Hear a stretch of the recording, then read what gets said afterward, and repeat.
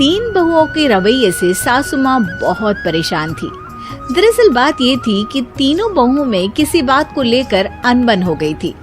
तब से ही तीनों एक दूसरे से मुंह फुलाए रहती थी। ना कोई सीधे मुंह किसी से बात करती, ना किसी का कहना मानती। पड़ोसी भी इस बात को जानते थे और जाने कैसे कैसे बातें भी करते। इसीलिए सासू माँ ने तीनों बहुओं को तुरंत अपने कमरे में बुलाया।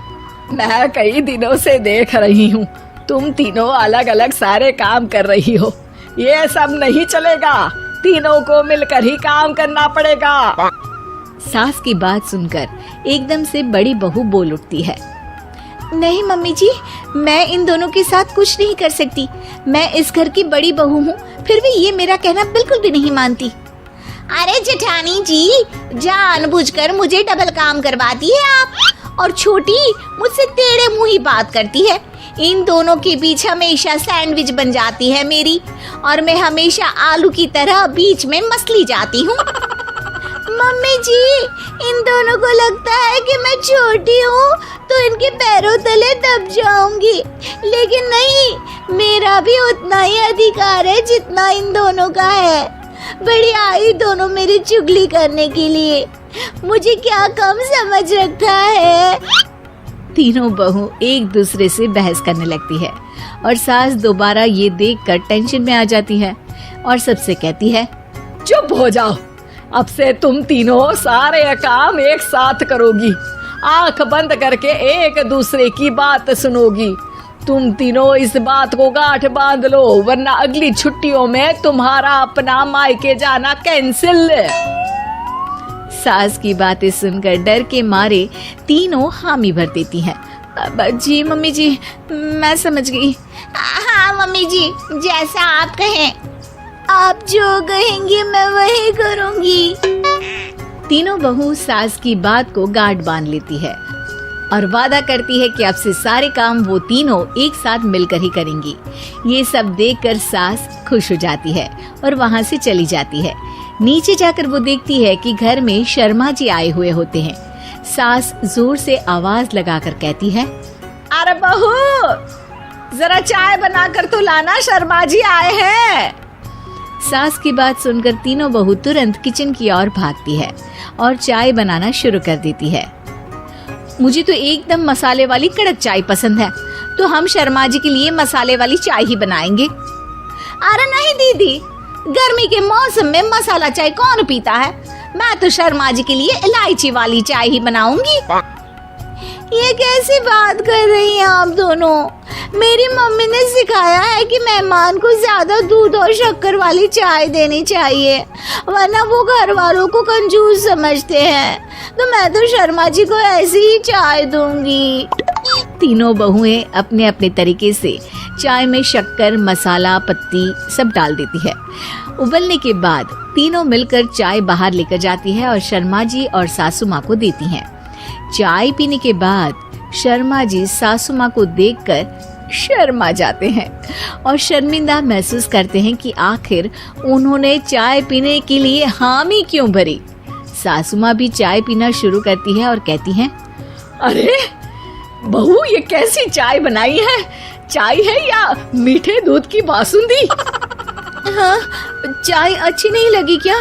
कोई बात नहीं, हम पराठा बनाकर लाते हैं। चलो चलो अंदर। हाँ हाँ चलो। हाँ आती हूँ मैं भी। नहीं नहीं, मेरा पेट चाय ने ही चौपट कर दिया, वही काफी है। पराठे से पोपट नहीं करवाना, मैं तो चलता हूँ। शर्मा जी चुपचाप पतली गली से निकल जाते हैं। अगले दिन सास बहुओं से कहती है, अरे बहू, जाओ जाके ऊपर के गेस्ट हाउस की सफाई कर दो।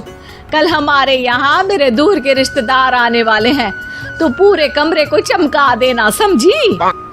तीनों बहू सास की बात को मानकर ऊपर सफाई करने चली जाती हैं और तीनों कमरे की सफाई चालू कर देती है। बड़ी बहू मकड़ी के जाले साफ करती है, तो बीच वाली झाड़ू लगाना और छोटी वाली सर्फ डालकर जमीन धोना शुरू कर देती है। अरे दीदी, जेठानी जी, अभी मैंने पूरी फर्श धोई और आप फिर से धूल नीचे गिरा रही हैं। और मछली जेठानी जी, आप बिना झाड़ू की धूल यहाँ छटक रही हैं। अरे तीनों को साफ करना है, एक साथ सफाई करते हैं ना। अरे वही तो, हम साथ साथ हैं, घर साफ साफ है। तीनों बहू ऐसे ही काम में उलझ जाती है और 2 घंटे तक एक ही कमरे की सफाई करती रहती है। बहुत देर से अपनी बहुओं को ना देखने के कारण सास ऊपर कमरे में उन्हें देखने जाती है, लेकिन कमरे में घुसते ही वो गीली फर्श पर फिसलने के कारण नीचे गिर जाती है। ओरी मोरी मैया, हड्डी मरोड़ के रख दी, आए मेरी तो कमर ही टूट गई रे। तीनों बहुएं सास को उठाती हैं और बिस्तर पर सुला देती है। अरे मेरे हाथ पैर दर्द कर रहे हैं, दबा दो, आराम मिलेगा। हाँ जी माँ जी।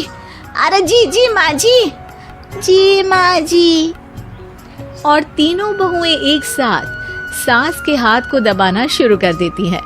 माँ की तो चीख ही निकल जाती है और नतीजा ये होता है कि सास के बचे हुए शरीर में भी दर्द उठ जाता है। हाय राम, ये क्या कर दिया तुम तीनों ने। अरे मेरी तो किस्मत ही फूटी है कि तुम जैसी बहुएं मुझे मिली। हे भगवान, पूरे शरीर में दर्द बढ़ गया है, अब तो पता नहीं कि चल भी पाऊंगी या नहीं। माफ करो, मुझे गलती हो गई मुझसे कि तुम तीनों को एक साथ काम करने के लिए बोला। सोचा था तीनों मिलके अच्छे से काम करेगी, लेकिन बड़े बुजुर्ग सही कहते थे कि 3 तिगाड़ा काम बिगाड़ा। तुम लोगों ने ये बात ना आज साबित करके दिखा दी। तुम तीनों को तो समझाना यानी मानो भैंस के आगे बीन बजाना है। तुम्हें अकेले अकेले काम करना है ना, तो अब से तुम अकेले ही अपना अपना काम करो। तीनों बहुएं वहाँ से जाने लगती है। अरे कहाँ जा रही हो? आप ही ने तो कहा कि अपना अपना काम करो, तो मुझे मुल्तानी मिट्टी लगानी है। अरे मुझे भी तो नेल पॉलिश लगानी है, मुझे ना मेहंदी लगानी है। सास अपना सर पीट लेती है और कहती है, अरे मुझे भी लगाना है कुछ। क्या माँ जी? क्या माँ जी? क्या माँ जी?